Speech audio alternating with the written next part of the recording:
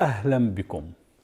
الصورة العامة لنظرية التطور قد تكون مبهرة للبعض، يعني علوم وخلايا وأسلاف مشتركة وجلدة حنفية بتصير إنسان ومدري شو، هاد بالعموم. لكن أول ما منقرب على التفاصيل منشوف بكل تفصيلة حكاية استحالة إنها تتم عن طريق التطور.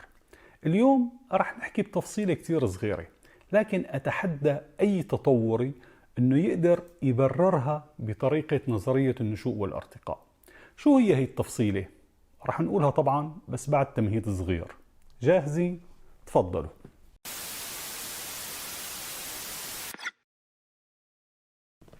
معظم المصدقين بنظرية التطور بيعترفوا أنه فيها خلل خطير أو فجوات ما لها تفسير، لكن أنا ما بعتبر الموضوع موضوع فجوات أو خلل، بل الحقيقة أن النظرية خاطئة بالكامل، يعني ما فيها ولا كلمة صح.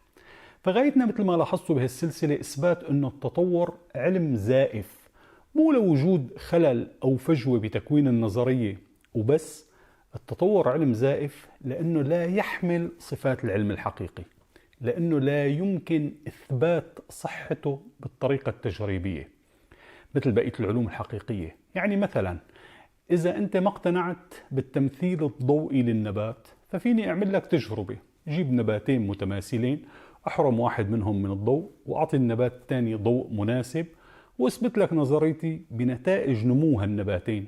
التجربة ممكن تاخد معي أيام أو أسابيع، لكن ليقدر التطوري يثبت نظريته فما في ياخد خلية ويحطها بظروف مناخية وبيئية لآلاف السنين ليقلنا بك هي اتطورت وطلع لها ايدين ورجلين وانف وعيون وصارت ضفدع.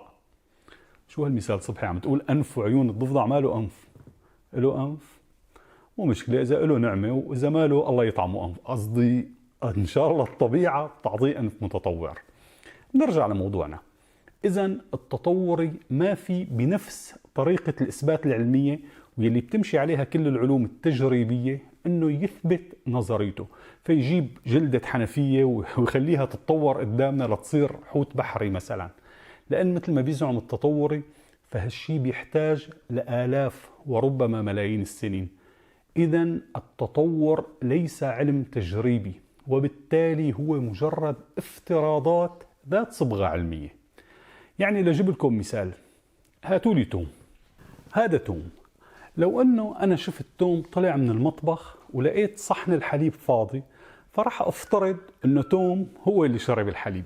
هذا منطقي، لان ما فيك تفترض انه حدا من سكان البيت راح يشرب مي من صحن حليب بارض المطبخ مثلا. هالافتراض رغم منطقيته لكنه لا يمثل حقيقة مطلقة. ممكن صبحي كب الحليب وحب يمزح معنا، ممكن جعفر داس على الصحن بالغلط وانسكب الحليب قام مسحه وترك الصحن فاضي، وهناك احتمالات لا حصر لها حتى لو كان الأقرب للمنطق أنه توم شرب الحليب.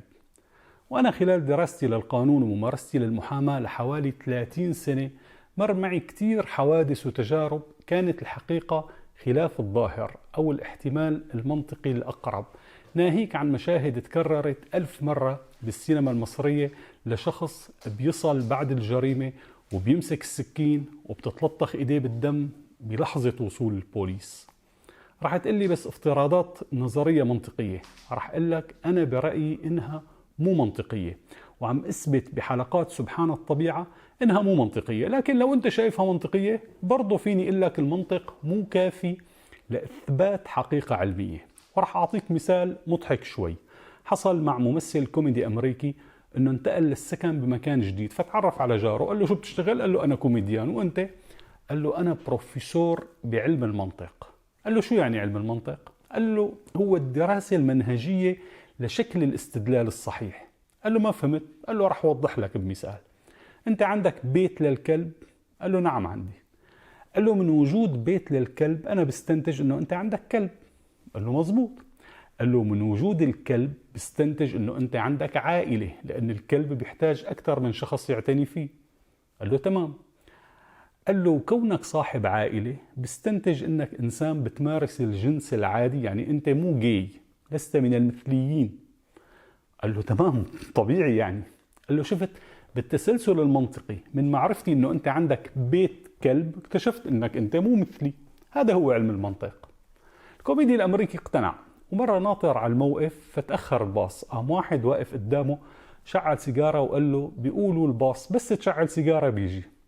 المهم خلصت السيجاره وما اجى الباص، فقال له الكوميدي هاي خلصت السيجاره وما اجى الباص، لانه تحليلك انه اذا شعلت سيجاره بيجي الباص ما بيتماشى مع علم المنطق. قال له شو هذا علم المنطق؟ قال له راح اوضح لك بمثال. عندك بيت للكلب؟ قال له لا. قال له معناتها انت جاي. يعني نرجع لموضوعنا. حتى لو وجد المنطق والعلاقة السببية ما بينتج عنه حقيقة علمية بل افتراض علمي.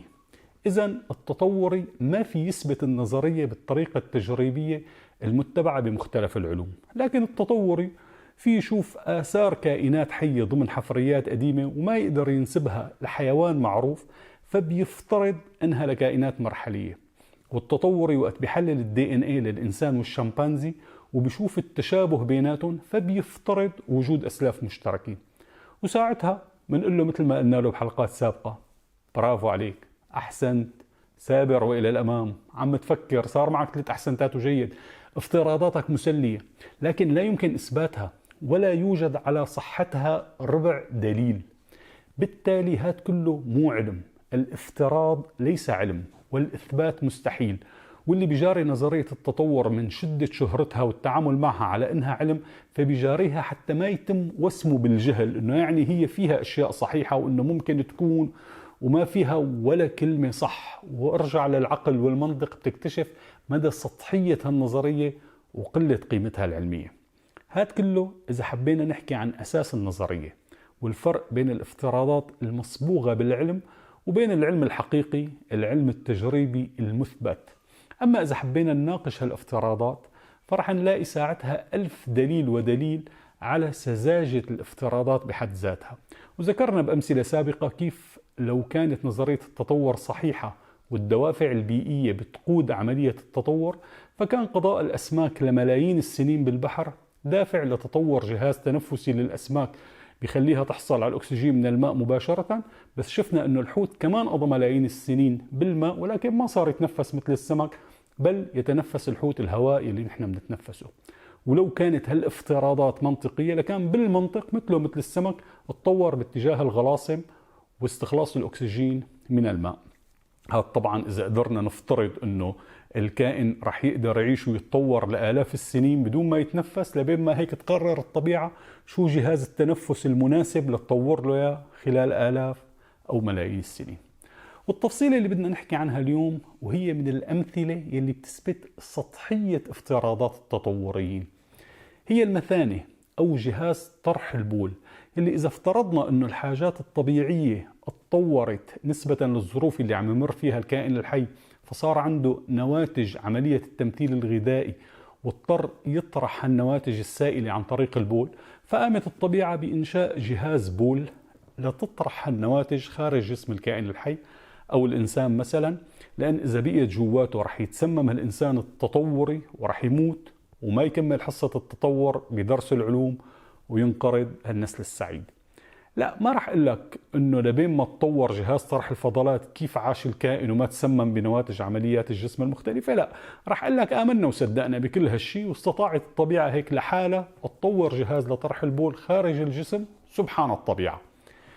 بس شو الدافع التطوري يلي خلاها تعمل مثانة، يعني وعاء لحفظ هالسائل مهمته يخرج بشكل منتظم وبوقت مناسب؟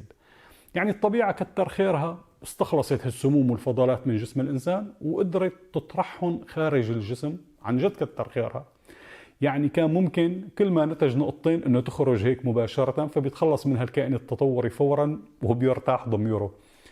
ولا لتكون الطبيعة الله يعزها لقيت مو حلوة مشان برستيج الإنسان إنه هيك ماشي عم يزرزق قامت عملت له وعاء يحفظه مدة وزودته بسكر يقدر يتحكم فيه وجهاز إنذار ينبهه وقت بيمتلئ هالوعاء ليقوم بتفريغه بمكان وزمان معلومين أعزكم الله.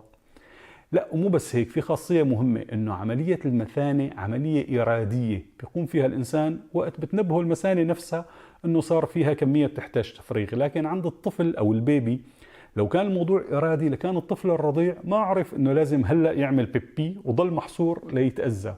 قامت الطبيعة لحذركم شو عملت؟ وهي عم تطوره عملت عند البيبي لا إرادي، وبس يكبر بيقدر يتحكم فيه وبيصير إرادي. مشان هيك وهو صغير كل ما ملت مثانته بتتفرغ لحالها بشكل لا إرادي. المثانة معجزة حقيقية. المثانة بتقوم بتجميع البول من الكلى وتخزينه لفترة وبينتقل إليها عبر الحالبين يلي بالمناسبة مزودين بخاصية عدم رجوع، يعني إذا امتلأت ما ممكن يرجع البول إلى الحالبين. وبتحتفظ المثانة بحوالي 500 ملي من السائل قبل حدوث رغبة الإفراغ، وطبعا سعتها أكبر من هيك بكتير لأن إلها طيات تسمى الغضون بتسمح بتمددها، وفيها بطانة خاصة بتوفر حماية من الجراثيم والميكروبات والبكتيريا إلى آخره. والعضلة الدافعة هي طبقة من جدار المثانة مكونة من ألياف العضلات الحلزونية مرتبة بطريقة حلزونية وطولية ودائرية ترسل مستقبلات التمدد إلى المثانة إشارة إلى الجهاز العصبي لقبض العضلة الدافعة للبول عن تمدد المثانة، وهذا بيسهل على المثانة طرد البول بكفاءة وسرعة. بالنتيجة فكرة المثانة لا يمكن تكون تطورية ولا يمكن أي تطوري أنه يسبب نشأتها، لأنه إذا افترضنا أنه قدرت الطبيعة تخرج السوائل الضارة من الجسم فشو اجى ببالها انه تعمل مخزن له مضخه وحمايه ومانع رجوع، والاهم عضله قابضه بتتحكم فيه، لان ما حلوه بحق الانسان تطوري انه ماشي معه.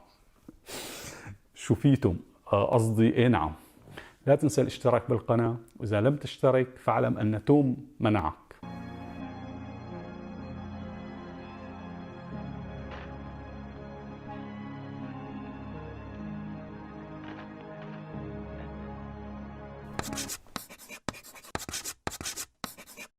ايه نعم.